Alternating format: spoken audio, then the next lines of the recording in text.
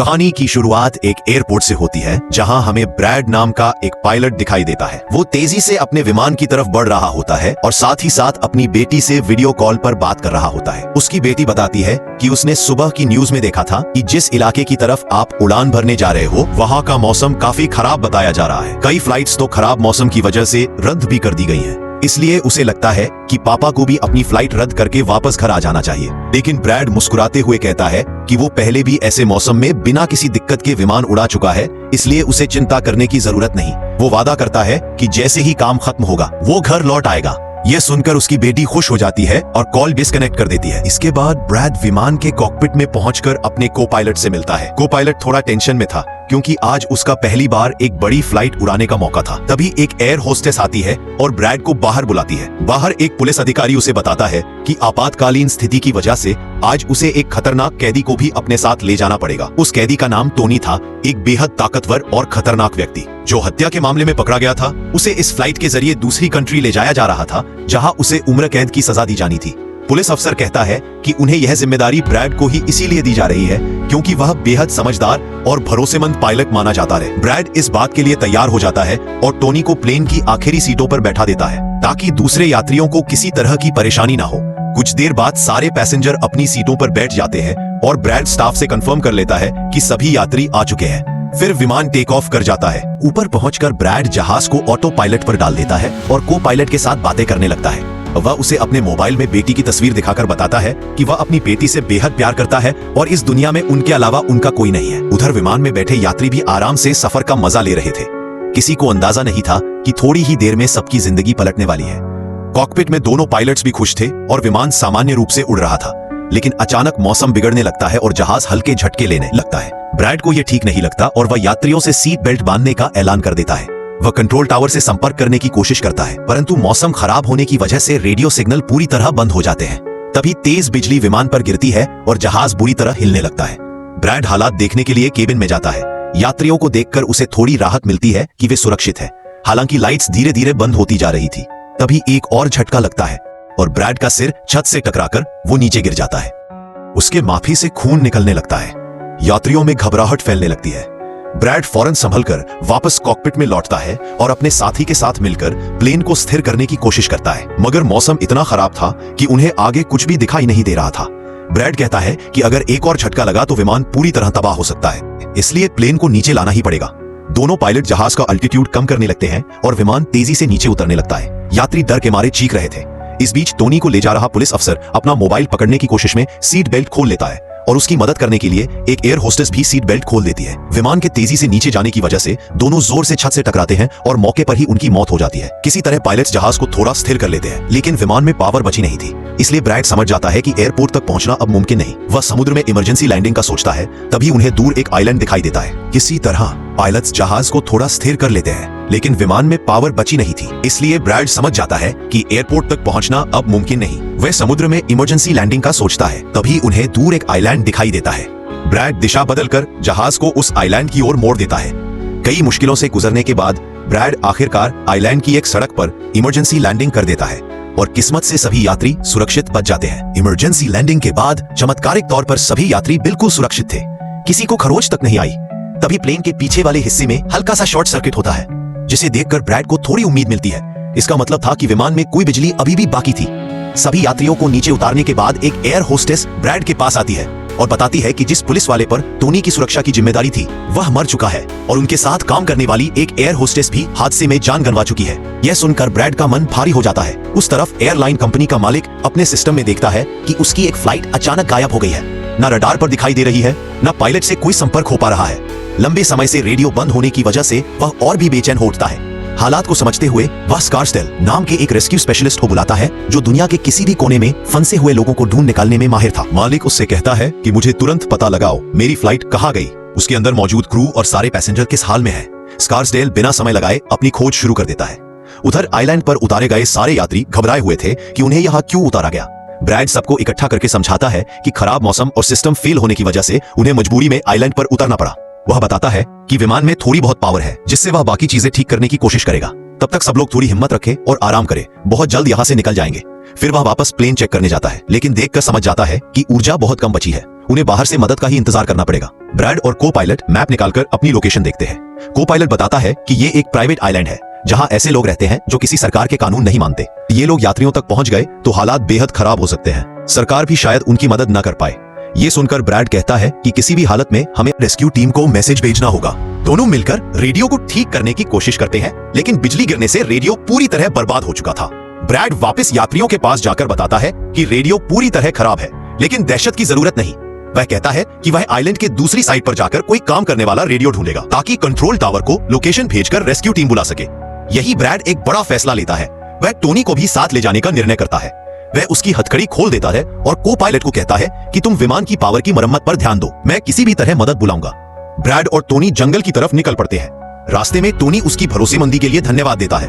अब दृश्य कट होता है आइलैंड पर रहने वाले आतंकवादी गिरोह की ओर। उनके पास एक आदमी दौड़ता हुआ आता है और उनके लीडर को बताता है कि आइलैंड पर एक विमान इमरजेंसी में उतरा है जिसमें अलग अलग देशों के कई यात्री मौजूद हैं। यह सुनकर लीडर उसे कुछ पैसे देता है और अपनी टीम को हथियारों के साथ तैयार होने का आदेश देता है। जंगल की ओर ब्रैड और टोनी आगे बढ़ रहे थे। टोनी पूछता है कि तुमने मुझे क्यों छोड़ा और अब मुझे किस जगह ले जा रहे हो। ब्रैड कहता है कि वो किसी भी यात्री की जान खतरे में नहीं डाल सकता। यह आइलैंड बेहद खतरनाक है और यहाँ एक हिंसक ग्रुप रहता है जिसका सामना करने में उसे टोनी की मदद चाहिए। इस पर टोनी बताता है कि वो पहले मिलिट्री में था और यूएस आर्मी में कई साल सेवा दे चुका है। कुछ ही कदम बाद टोनी की आवाज आना बंद हो जाती है। ब्रैड पीछे देखता है तो टोनी गायब हो चुका था। वो मौका पाकर जंगल में भाग गया था। अब ब्रैड अकेला ही आगे बढ़ता है। जंगल के भीतर उसे एक पुरानी छोड़ी हुई फैक्ट्री मिलती है। वहाँ उसे एक टूटा सा टेलीफोन मिलता है। वो उसके तार जोड़ने की कोशिश करता है और थोड़ी मशक्कत के बाद फोन चालू हो जाता है। ब्रैड जल्दी से कंपनी की हेल्पलाइन पर कॉल करता है और अपनी लोकेशन व स्थिति बताने की कोशिश करता है, लेकिन लाइन में इतनी दिक्कत थी कि उसकी आवाज सामने वाले तक ठीक से पहुंच ही नहीं पाती और कॉल कट जाती है। तब उसे एक आइडिया आता है। वह अपनी बेटी को कॉल करता है और उसे कहता है कि वह उसकी बताई हुई लोकेशन और बाकी बातों को लिखकर ऑफिस तक पहुंचाए। लेकिन तभी पीछे से एक आदमी चुपके से आकर ब्रैड पर हमला कर देता है। ब्रैड बड़ी मुश्किल से उसे काबू कर लेता है और उसे बेहोश कर देता है। उसे महसूस होता है कि दूसरा आदमी अंदर घुस रहा है तो वह तुरंत छिप जाता है, लेकिन यह तो टोनी था। वह कई गुंडों को मारकर उनके हथियार लेकर वापस आ गया था। वह ब्रैड को आवाज देता है कि बाहर आओ, डरने की जरूरत नहीं। फिर वह ब्रैड को एक बंदूक भी पकड़ाता है ताकि उसकी सुरक्षा बनी रहे। दोनों फैक्ट्री के नीचे वाले फ्लोर पर पहुंचते हैं जहां उन्हें एक कैमरा और कई पासपोर्ट मिलते हैं। वीडियो देखकर उन्हें पता चलता है कि यह गिरोह लोगों को किडनैप करता है, उनकी फैमिली से भारी फिरौती लेता है और पैसे मिल जाने के बाद भी बंदी को छोड़ता नहीं बल्कि मार देता है। यह जानकर ब्रैड समझ जाता है कि उसके यात्री इस वक्त भयंकर खतरे में है। दोनों बाहर निकलते हैं और वहीं खड़ी एक गाड़ी देखते हैं जो उसी गुंडे की थी जिसे ब्रैड ने बेहोश किया था। दोनों जल्दी से गाड़ी में बैठते हैं और यात्रियों की ओर लौटने लगते हैं। उधर यात्रियों को उम्मीद थी कि ब्रैड अब तक कोई मदद लेकर वापस आ जाएगा। तभी उन्हें किसी वाहन की आवाज सुनाई देती है। उन्हें लगता है कि रेस्क्यू टीम आ गई है, लेकिन गाड़ी आतंकवादियों की थी। गैंग आते ही हवाई फायर करके यात्रियों को डराने लगते हैं। गोलियों की आवाज ब्रैड और टोनी को भी सुनाई देती है और दोनों कार तेज चलाते हुए प्लेन की तरफ बढ़ते हैं। लीडर एयर होस्टेस से यात्रियों की पूरी लिस्ट मांगता है। वह घबराकर तुरंत लिस्ट उसके हाथ में दे देती है। फिर गैंग का एक आदमी को पायलट से पूछता है कि तुम्हारा मेन कैप्टन कहाँ है। को पायलट बताता है कि वह एक जरूरी काम से जंगल की तरफ गया था, अभी तक लौटा नहीं। तभी दूर से ब्रैड और टोनी भी पहुंच जाते हैं और चुपके से स्थिति को समझने लगते हैं। लोग चारों तरफ फैले हुए हालात को देख ही रहे होते हैं कि तभी एक औरत मौके का फायदा उठाकर भागने लगती है, लेकिन गैंग के गुंडे तुरंत गोली चलाकर उसे वहीं ढेर कर देते हैं। यह देखकर ब्रैड उसे बचाने के लिए आगे बढ़ता है, मगर टोनी उसका हाथ पकड़कर रोक लेता है। टोनी उसे समझाता है अभी जाना बेवकूफी होगी, हम दोनों अकेले हैं और वो बहुत ज्यादा। गैंग का लीडर सभी यात्रियों को एक बस में भर देता है और अपने 2 लोगों को जहाज के अंदर भेजकर कहता है कि सारी कीमती चीजें इकट्ठी करके ले आओ। इसके बाद वो बस में बैठे पैसेंजर्स को अपने ठिकाने की ओर ले जाने लगते हैं। गैंग के जाने के बाद ब्रैड गुस्से में टोनी पर चिल्लाता है, तुमने मुझे जाने ही नहीं दिया, वो सबको ले गए। इस पर टोनी शांत होकर जवाब देता है, अगर तुम जाते भी तो अकेले इतनी बड़ी टोली से भिड़ नहीं पाते। दोनों प्लेन की तरफ लौटते हैं और वहां उन 2 गुंडों को पकड़ लेते हैं जो जहाज से सामान चुराने में लगे थे। ब्रैड उन्हें गन पॉइंट पर रखकर पूछता है कि उनका लीडर यात्रियों को कहां ले गया। उनमें से एक बताता है कि थोड़ी दूरी पर उनका बेस है और सबको वहीं रखा गया होगा। दूसरी तरफ ब्रैड की बेटी रेस्क्यू एक्सपर्ट को वह पेपर दे देती है जिसमें ब्रैड ने प्लेन की लोकेशन और बाकी सारी जानकारी लिखकर दी थी। एक्सपर्ट सैटेलाइट की मदद से पता लगा लेता है कि प्लेन एक आइलैंड पर फंसा है और वहां एक खतरनाक आतंकी ग्रुप भी मौजूद है। फिर वह एक्सपर्ट अपनी प्राइवेट आर्मी के कैप्टन को कॉल करके पूरी स्थिति बताता है और उससे तुरंत टीम लेकर निकलने को कहता है। कैप्टन मान जाता है और अपने साथ पैसों से भरा बैग और कई वेपन्स के बैग गाड़ी में लादकर आइलैंड के लिए निकल पड़ता है। उधर ब्रैड देखता है कि को पायलट ने जहाज का पावर सिस्टम ठीक कर दिया है और प्लेन में बिजली वापस आ चुकी है। यह देखकर ब्रेड की उम्मीद लौट आती है। वह अपनी यूनिफॉर्म पर प्राइवेट टीम के लिए एक मैसेज लिखकर छोड़ता है और टोनी के साथ जंगल के रास्ते उस ठिकाने की ओर चल देता है जहां यात्रियों को ले जाया गया था। दोनों चुपके से आतंकी कैंप में घुस जाते हैं जहां गुंडे यात्रियों को डराकर उनकी वीडियो बना रहे थे ताकि उनकी फैमिली से पैसे उगा सके। तभी प्राइवेट टीम प्लेन के पास पहुंचती है। अंदर जाकर उन्हें 2 लाशें मिलती है। वही 2 गुंडे जिन्हें ब्रेड ने मारा था। वही उन्हें ब्रेड का छोड़ा हुआ मैसेज भी मिल जाता है जिसमें बेस का रास्ता लिखा था। ठिकाने पर टोनी और ब्रेड सही मौके का इंतजार करते हैं और मौका मिलते ही 2 आतंकियों को पीछे से मार गिराते हैं। फिर धीरे धीरे आगे बढ़ते हुए उस कमरे तक पहुंचते हैं जहां सब पैसेंजर्स बंद थे। बहुत सारे गार्ड्स खड़े होने की वजह से ब्रेड तुरंत कुछ नहीं कर पाता। दोनों मिलकर एक एक कर गार्ड्स को खत्म करते हैं। टोनी हथौड़ा उठाकर कई गुंडों को कच्चा चबा देता है। इस दौरान ब्रेड एक गार्ड से चाबी छीनकर पैसेंजर्स को आजाद कर देता है और कहता है कि सब बस में जाकर बैठ जाए।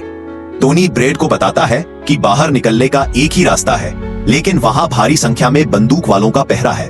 ब्रेड यात्रियों को डरा हुआ देखकर अपनी जान दांव पर लगाने का फैसला करता है। वह टोनी से कहता है, मैं उनका ध्यान भटकाऊंगा, तुम मौका देखकर सबको बाहर ले जाना। टोनी उसे रोकता है, लेकिन ब्रेड कहता है कि अब कोई और चारा नहीं बचा। ब्रेड बाहर जाकर गैंग के सामने खड़ा होता है और लीडर से कहता है कि उसने मदद के लिए मैसेज भेज दिया है और रेस्क्यू टीम किसी भी वक्त आ जाएगी, इसलिए पैसेंजर्स को छोड़ दो। यह सुनकर गुंडे उस पर हंसते हैं और उसे पीटना शुरू कर देते हैं। लीडर कहता है कि बिना पैसे किसी को नहीं छोड़ेगा। तभी अचानक प्राइवेट टीम वहां पहुंचकर जोरदार हमला करती है। लंबी गोलीबारी के बाद वो ब्रेड को छुड़ा लेते हैं और बस में बैठाकर वहां से निकल जाते हैं। गैंग का लीडर देखता है कि उसके कई आदमी और उसका छोटा भाई भी मारा गया है। गुस्से में वह कसम खाता है कि वह किसी को नहीं छोड़ेगा और अपनी टीम को तुरंत तैयारी करने का आदेश देता है। बस में कैप्टन सबको बताता है कि वे असली रेस्क्यू टीम नहीं बल्कि सिर्फ 5 लोगों की प्राइवेट स्क्वाड है और असली रेस्क्यू टीम को यहाँ पहुंचने में समय लगेगा। यह सुनकर ब्रेड डर जाता है और कहता है कि गैंग वाले अभी पीछे लग जाएंगे। फिर वह बताता है कि उसके पास एक प्लान है। प्लेन पर पहुंचते ही ब्रेड सभी यात्रियों से कहता है कि जहाज में पावर आ गई है और वह उड़ान भर सकता है, इसलिए सब लोग तुरंत प्लेन में चढ़ जाएं, वरना आतंकवादी फिर हमला कर देंगे। सब जल्दी जल्दी अंदर बैठ जाते हैं। ब्रेड प्लेन की अंतिम चेकिंग करता है, जबकि प्राइवेट टीम सामने आने वाले खतरे के लिए तैयार हो जाती है। तभी आतंकवादी फिर से आकर हमला बोलते हैं। दोनों तरफ भयंकर गोलीबारी होती है, लेकिन प्राइवेट टीम के हथियार ज्यादा मजबूत होते हैं और वो कई गुंडों को खत्म कर देते हैं। ब्रेड टीम लीडर से कहता है कि 5 मिनट में प्लेन स्टार्ट हो जाएगा और सबको अंदर चढ़ जाना चाहिए। वह टोनी को जाकर धन्यवाद कहता है कि उसने मुश्किल घड़ी में साथ दिया। खुद भी गोलियां बचाकर जहाज में लौट आता है और पायलट के साथ इंजन स्टार्ट करने लगता है। इधर टोनी की गोलियां खत्म हो जाती है। वह बैग चेक करता है तो उसमें पैसों से भरा बैग मिलता है, लेकिन वह उसे छोड़कर दूसरी बैग से बुलेट्स उठाता है और फिर से लड़ाई में कूद जाता है। प्लेन टेक ऑफ की पोजीशन में लाया जाता है। प्राइवेट टीम के सोल्जर्स एक एक कर जहाज में चढ़ते हैं और टोनी उन्हें कवर देता है। रेडियो भी अब काम करने लगता है और कंपनी का मालिक ब्रेड को बताता है कि पास में एक सुरक्षित एयरपोर्ट है जहां वे लैंड कर सकते हैं। सभी जहाज में चढ़ जाते हैं, लेकिन टोनी अंदर नहीं आता। वह पैसों से भरा बैग लेकर जंगल की तरफ भागता है क्योंकि वह पुलिस के हाथ नहीं लगना चाहता। गैंग का लीडर गुस्से में पागल होकर प्लेन के सामने रॉकेट लॉन्चर लेकर आता है, लेकिन टोनी सही समय पर उसे देख लेता है और गोली मारकर खत्म कर देता है, जिससे सबकी जान बच जाती है। ब्रेड यह देखकर खुश हो जाता है और पूरी कोशिश करके प्लेन को हवा में उठा देता है। टोनी आखिरी बार मुड़कर मुस्कुराता है और पैसों का बैग लेकर जंगल में गायब हो जाता है। ब्रेड प्लेन को आइलैंड से दूर ले जाता है। एयरलाइन मालिक उसे नजदीकी एयरपोर्ट का रास्ता बताता है, लेकिन अचानक जहाज के इंजन में फिर आग भड़क जाती है। ब्रेड तुरंत इमरजेंसी मोड ऑन करता है और सावधानी से रनवे पर प्लेन उतारने लगता है। काफी संघर्ष के बाद वह सफलतापूर्वक प्लेन को रनवे पर लैंड कर देता है और सबकी जान बच जाती है। ब्रेड और को पायलट बेहद खुश होते हैं। प्लेन कंपनी का मालिक भी राहत की सांस लेता है। ब्रेड पीछे जाकर पैसेंजर्स को देखता है, सब सुरक्षित होते हैं। यह देखकर उसका दिल भर आता है। यात्री तालियां बजाकर उसका शुक्रिया अदा करते हैं। कुछ देर बाद असली रेस्क्यू टीम भी पहुंच जाती है। ब्रेड सबको रेस्क्यू टीम के हवाले कर देता है और आखिर में सीढ़ियों पर बैठकर अपनी बेटी से कॉल पर बात करते हुए सुकून की सांस लेता है। अगर आपको ये मूवी पसंद आई हो तो कमेंट में इसका नाम जरूर लिखें और स्क्रिप्टो टू हब को सब्सक्राइब करना बिल्कुल मत भूलें।